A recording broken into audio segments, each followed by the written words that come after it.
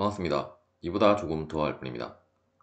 순수 비틀림 상태에서 재료 표면의 응력에 대해 알아보도록 하겠습니다.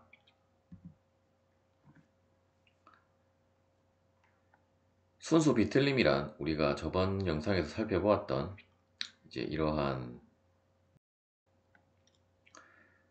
그 커플 모멘트나 혹은 비틀림 모멘트가 이러한 부재에, 즉 비틀림 모멘트만 작용을 하고 있을 때를 우리가 순수 비틀림 상태라고 하고, 따라서 순수 비틀림 상태에 있어서 우리가 이러한 비틀림 모멘트 또는 토크에 의해서 그 표면을 우리가 살펴보면 다음과 같이 원래는 직선이었던 것이 다음에 이러한 식으로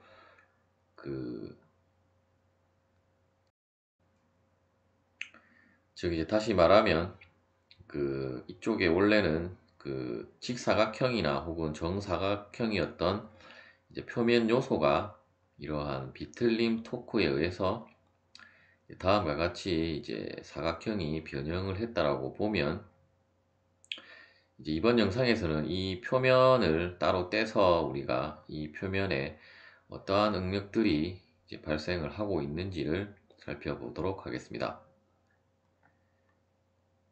우리가 원형 주로 순수 비틀림을 다룰 때는 원형 바에서만 주로 다루게 되는데, 그 이유는 우리가 이러한 사각형의 어떤 프리스메틱한 바를 원형 바와 똑같이 양쪽에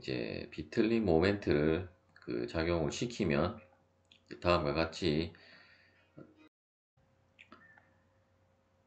표면이 변형을 하는데, 원형 바와 다르게 우리가 이쪽 어떤 단면을 살펴본다라고 하면, 지금 그림상에서 여러분들이 바로 확인이 되시는지는 모르겠지만, 이쪽 부분을 보면 원형 바는 이쪽 부분이 거의 평면이라고 보면, 이 사각형의 프리스메틱한 바는 프리스메틱 바는 이 표면이 이러한 식으로 굴곡이 지게 되고, 이러한 현상을 워핑이라고 하게 되는데, 워핑이 발생을 하기 때문에 실제로는 이러한 원형바를 해석하는 것보다 더 복잡한 경우가 되기 때문에 이러한 사각형의 바를 다루지는 않고, 주로 대부분은 이러한 원형바에서 여러분들이 문제를 푼다라고 보시면 되겠습니다. 물론 이러한 경우도 우리가 워핑까지를 고려를 하면 굉장히 어려운 해석이 되기 때문에, 실제로 워핑이 발생을 한다라고 할지라도 워핑에 대한 것은 무시를 하고 이쪽 부분이 어떤 평평한 평면이라고 가정을 하고 문제를 풀게 되겠습니다. 그리고 원형바 같은 경우도 실제로 비틀면 이쪽 부분에 워핑은 발생을 하지 않아도 약간의 이 평면이 기울어짐의 현상은 있을 수 있지만, 그 양이 미소하기 때문에 그러한 부분은 무시를 하고 평평하다라고 가정을 하고 문제를 풀게 되겠습니다. 이때 우리가 이러한 비틀림 모멘트가 작용을 할 때 이 단면에 대해서 어떤 미소 요소에 대해서 전단 응력을 살펴보면, 일단 이 평면에는 다음과 같은 전단 응력이 분포한다는 것을 저번 영상에서 다루었었고, 표면에 가까워질수록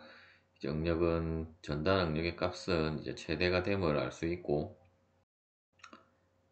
전단 응력의 값은 우리가 이 비틀림 모멘트와 이 단면의 극단면 2차 모멘트를 통해서 우리가 계산을 할 수가 있었습니다. 다시 우리가 이쪽 표면에 작용하는 응력을 살펴보기 위해서 이쪽 부분에 어떤 미소 요소, 미소 최적, 즉 어떤 요소를 떼서 우리가 살펴보면, 우리가 전다 능력이라는 것은 항상 이러한 식의 이쪽 방향의 전다 능력이 있으면 이제 그에 상응하는, 즉 이제 그에 대응하는 이쪽 방향으로 전단력이 작용을 하고 있으므로, 따라서 이제 이 표면에도 이제 다시 이쪽 미소 요소를 작용하는 전다 능력을 이제 이쪽 부분에 우리가 이렇게 잘라서 본다라고 하면, 실제로 이 단면에 이제 이러한 식으로 전다 능력이 작용을 하고 있다라고 하면, 이제 표면에는 이제 이쪽 방향으로 우리가 이제 전다 능력이 작용을 하고 있다라는 것을 알 수가 있고, 이제 이러한 것을 이제 이번 영상에서는 개괄적으로만 다루겠지만, 이제 이러한 전다 능력을 그 트랜스버스 그 시어라고 하겠습니다. 이제 그 부분은 또 이제 전다 능력만 이제 나중에 또 다루게 되는데, 이제 그쪽 부분에서 조금 더 자세하게 설명을 드리도록 하겠습니다. 자, 아래 그림은 이제 이쪽 부분에 대한 것을 조금 더 이제 명확하게 보기 위해서, 만일에 이쪽으로 우리가 이쪽 단면에 대해서 이쪽 방향으로 전다 능력이 작용을 한다라고 하면, 이 방향으로는 이쪽 방향으로 전다 능력이 작용을 하고, 마찬가지로 이제 반대쪽은 이쪽 방향, 또 이쪽 단면의 반대쪽은 이쪽 방향으로 항상 전다 능력은 이렇게 쌍으로 그 어떤 그 요소에 표시를 할 수가 있겠습니다. 순수 비틀림과 재료 표면의 응력에 대해 알아보도록 하겠습니다. 우리가 앞서는 그 대략적인 어떤 그 분포를 살펴보았다고 하면, 이제는 이제 실제로 어떤 표면을 이러한 식으로 이제 A 같은 경우는 어떤 각도를 주지 않고 이제 이러한 직각인 표면과 어떤 각도를 줬을 때는 이제 여기서는 발생이 되지 않았던 이제 이 비스듬한 단면에 대해서 이제 수직한 방향의 이제 응력들이 발생을 하게 되게 되고, 이제 이 부분도 그 재료값 후반부에서 이제 평면 응력에 대한 것으로 조금 더 자세히 하게 다루게 되겠지만, 일단 표면에는 우리가 이러한 식의 이제 평면 응력이 그 발생을 한다라고 보시면 되겠고, 이때 이제 순수 비틀림 상태에 있어서 이제 이렇게 직각인 표면에서는 우리가 앞서 살펴보았던 대로 이제 전다 능력만 그 이러한 방향으로 작용을 한다라고 보시면 되겠고, 비스듬한 면에 대해서는 우리가 다시 이 단면을 다음과 같이 이렇게 45도를 그 단면 했을 때 이제 이렇게 수직한 방향의 힘을 F라고 하고,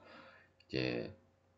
이쪽은 인장력, 이쪽은 압축력으로 우리가 앞서 그 변형된 형상에서 자세히 살펴보시면,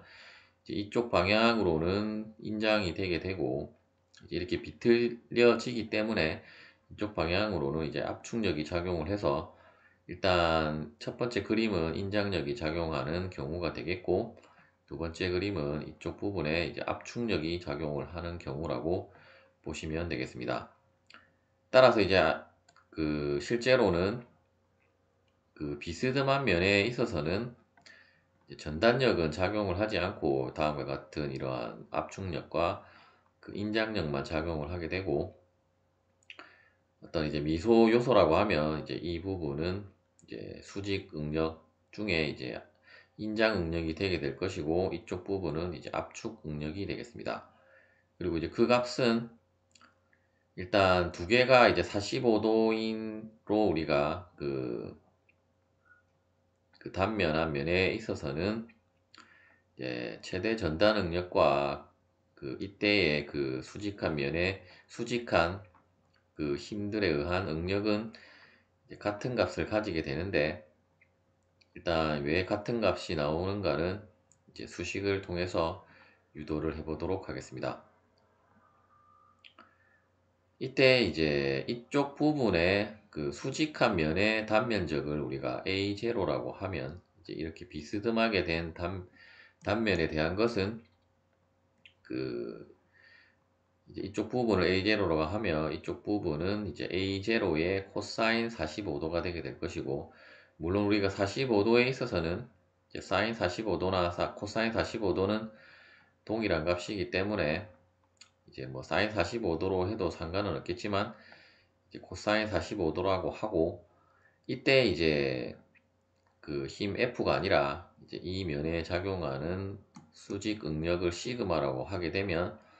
우리가 이제 그 비스듬한 단면에 작용하는 그 응력을 살펴보았을 때, 그 이러한 수직한 그 수직 응력은 이제 전단 응력의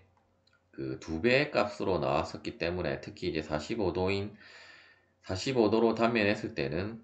이제 수직 응력은 전단 응력의 2배이기 때문에, 따라서 이제 시그마는 2 타우 맥스가 되게 될 것이고, 이제 이쪽 부분의 단면은 이제 A0 코사인 45도이기 때문에, 따라서 이제 힘은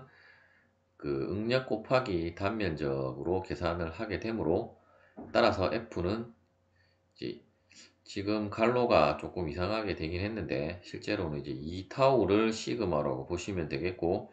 이제 A0 코사인 45도가 이 비스듬한 단면에 대한 값이라고 보면, 이제 이 값을 계산을 해보면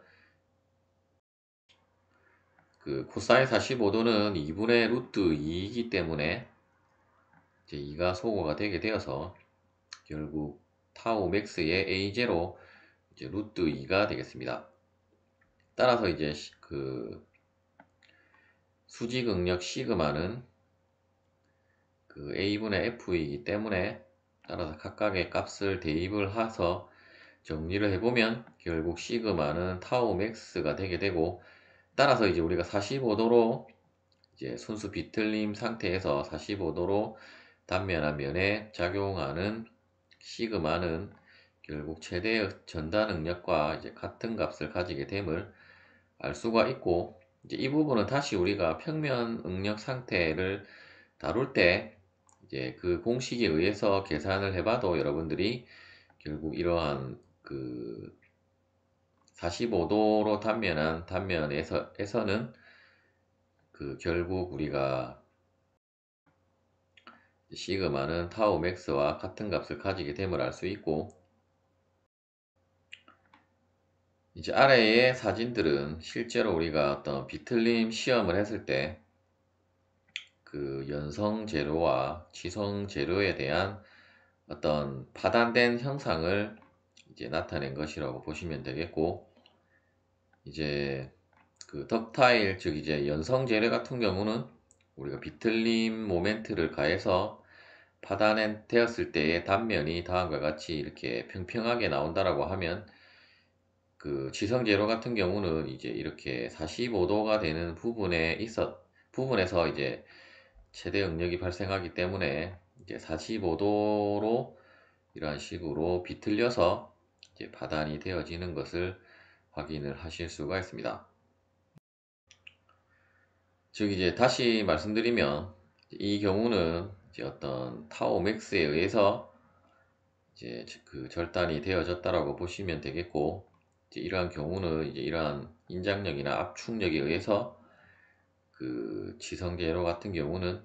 이제 파단이 된다라고 보시면 되겠습니다. 시청해 주셔서 감사합니다.